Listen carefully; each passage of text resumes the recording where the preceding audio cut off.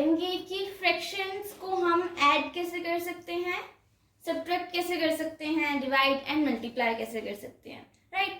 तो सबसे पहले फ्रैक्शन होता क्या है, कोई भी नंबर अगर मैं a अपॉन b मतलब डिवाइड की या अपॉन की या हिंदी में कह सकते हैं बटे की फॉर्म में, अगर कोई नंबर मैं अपॉन की फॉर्म में लिखूं तो हम बोलेंगे उसको कि ये फ्रैक्शन है, ठीक है।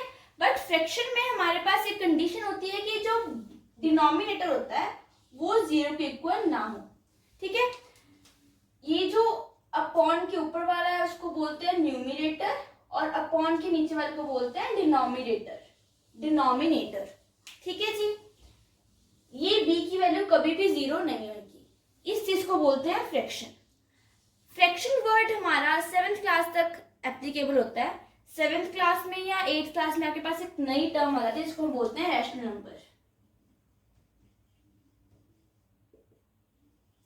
वो भी फ्रैक्शन की तरह ही होती है, बट इन दोनों में डिफरेंस क्या है। पहला डिफरेंस ये है कि डेफिनेशन क्या है रैशनल नंबर की, कि हम उसे p बाय q की फॉर्म में डिनोट करते हैं, ठीक है जी। और जैसे इसमें है वैसे इसमें है कि डिनोमिनेटर 0 के इक्वल ना हो। अब इसमें डिफरेंस क्या है, फ्रैक्शन में जो हमारे पास नंबर्स होते हैं मतलब a एंड b है वो हमारे पास होल नंबर होते हैं, ठीक है जी। और रैशनल नंबर में जो नंबर्स होते हैं हमारे पास p अपॉन q मतलब p एंड q जो है हमारे पास है वो इंटीजर्स होते हैं, ठीक है जी। फर्क ये है कि फ्रैक्शन जो है वो हमेशा पॉजिटिव होएगी, ठीक है, और रैशनल नंबर पॉजिटिव भी हो सकती है नेगेटिव भी हो सकती है, ठीक है जी। बट कंडीशन ये है हमारे पास कि डिनोमिनेटर जो है वो 0 के इक्वल ना हो। आई होप कि अब आपको ये चीज तो क्लियर हो गई होगी कि फ्रैक्शन और रैशनल नंबर में डिफरेंस क्या होता है और वो दोनों होते क्या हैं, ठीक है। अब हम बात करते हैं कि हम दो फ्रैक्शंस को या दो रैशनल नंबर को ऐड कैसे करते हैं, ठीक है। एडिशन से पहले मैं मल्टीप्लिकेशन एंड डिवीजन समझाऊंगी, ठीक है। तो हम एग्जांपल लेते हैं दो, 3/4 एंड 9/6, ये एग्जांपल ले लेते हैं। मल्टीप्लाई करने के लिए कोई हार्ड एंड फास्ट रूल नहीं होता जी। जो दो न्यूमिनेटर्स है उनको आपस में मल्टीप्लाई कर दो और जो डिनोमिनेटर्स है उनको आपस में मल्टीप्लाई कर दो। 3 9s are 27 and 3 4s are 24। Cutting हुई कटिंग कर देना, तो ऐसे रख देना, ठीक है। अब बात आती है कि हम दो नंबर्स को डिवाइड कैसे करेंगे। अब बात करते हैं कि हम कोई दो फ्रैक्शंस को डिवाइड कैसे करेंगे। तो ये बात नोट करो कि हम कभी भी दो फ्रैक्शन को डिवाइड नहीं कर सकते, ठीक है। डिवाइड करना होगा तो हम उसको पहले मल्टीप्लाई में कन्वर्ट करेंगे फिर उसका आंसर आएगा।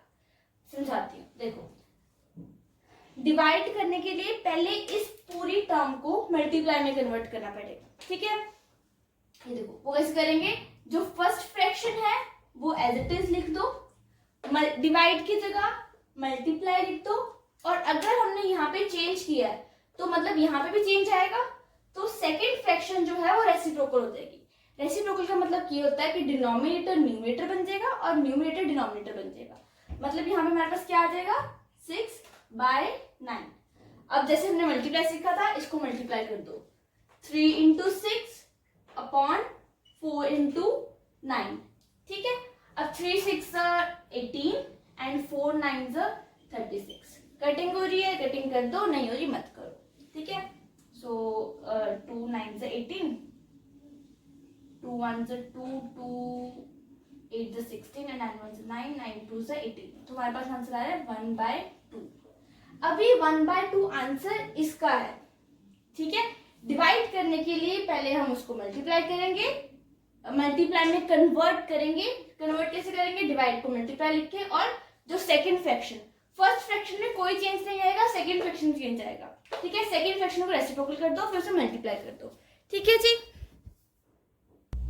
सो बच्चे अब हम देखते हैं कि हम दो फ्रैक्शंस को ऐड कैसे करते हैं। ऐड करने के लिए हमारे पास दो केसेस आते हैं। एक केस होता है जिसमें डिनोमिनेटर सेम होते हैं और दूसरा केस होता है जिसमें डिनोमिनेटर्स डिफरेंट होते हैं, ठीक है। देखो डिनोमिनेटर अगर सेम है तो हम क्या करेंगे, जो डिनोमिनेटर है वो यहाँ जाके पहले कॉपी कर देंगे प्लस का साइन है, प्लस का साइन लिख लो, यहाँ पे जो नंबर है यहाँ पे लिख दो, यहाँ पे जो नंबर है यहाँ पे लिख दो, मतलब दो डिनोमिनेटर्स का एक डिनोमिनेटर बन जाएगा। ठीक है, सो इसको प्लस करो, 9 + 3 12/4, कटिंग कर दो, 3 आ जाएगा। सो इसका आंसर आ गया 3। अब हम देखते हैं अगर हम इसको माइनस करना हो, डिनोमिनेटर सेम है तो यहाँ पे माइनस का साइन आ जाएगा और हमारे पास यहाँ पे आंसर कितना आएगा, 9 - 3 -6/4, तो हमारे पास आंसर आ जाएगा -3/2। ठीक है, एडिशन और सब्ट्रैक्शन सेम है तो साथ साथ लेके चल रही हूँ। अब हम इसका सेकंड केस देखते हैं जिसमें डिनोमिनेटर्स हमारे पास सेम ना हो।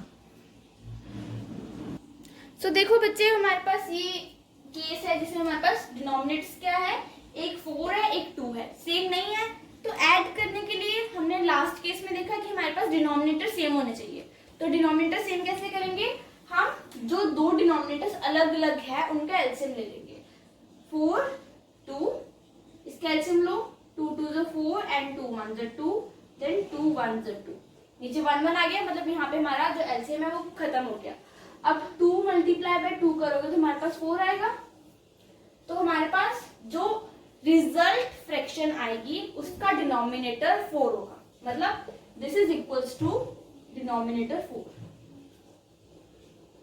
ठीक है, अब नेक्स्ट चीज ध्यान से समझना, हम क्या करेंगे, जो रिजल्ट डिनोमिनेटर होगा उसको फर्स्ट फ्रैक्शन के डिनोमिनेटर से डिवाइड करेंगे। रिजल्ट डिनोमिनेटर को फर्स्ट फ्रैक्शन के डिनोमिनेटर से डिवाइड करेंगे, मतलब 4/4 = 1। हमारे पास आंसर कितना आ गया, 1। अभी जो 1 इसको डिवाइड करके जो आंसर 1 आया है उसको फर्स्ट फ्रैक्शन के न्यूमरेटर से मल्टीप्लाई कर देंगे, मतलब 1 3 = 3 आंसर आ गया। तो यहाँ पे हमारे पास आंसर कितना आएगा, 3।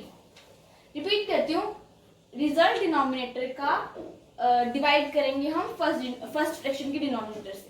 ठीक है, जो आंसर आएगा उसको फर्स्ट फ्रैक्शन के न्यूमरेटर से मल्टीप्लाई करेंगे, पहले डिवाइड देन मल्टीप्लाई। ठीक है, ये हमने निकाला फर्स्ट फ्रैक्शन।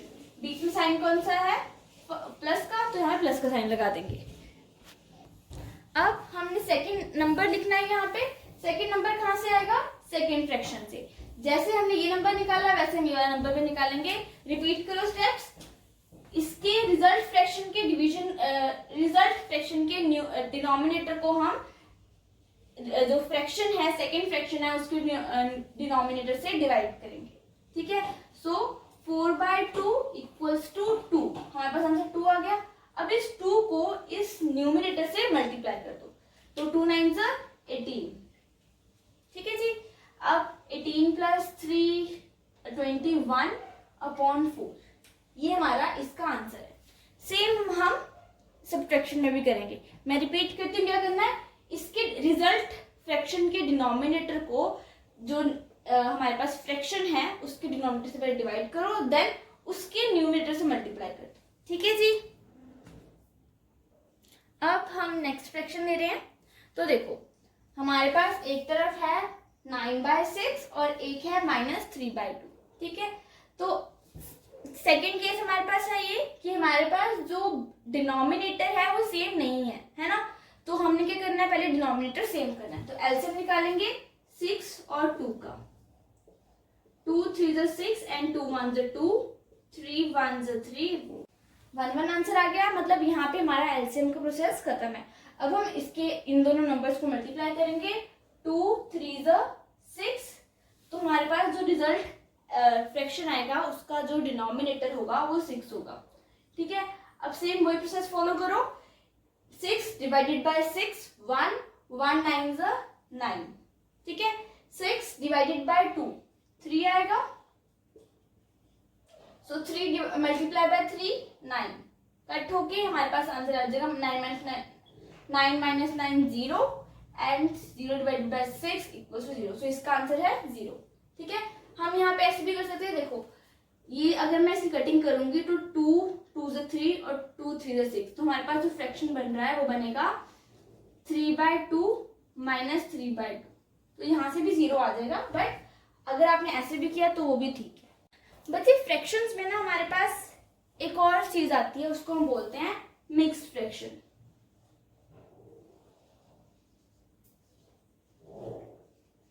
टॉपिक आपके पास थर्ड क्लास में आता है, बच्चों को इसका नाम नहीं पता होता, पर मिक्स फ्रैक्शन कैसे होती है, कुछ ऐसे। इस वीडियो में आपको सिखाऊंगी कि इस मिक्स फ्रैक्शन को हम सॉल्व कैसे करेंगे, ठीक है।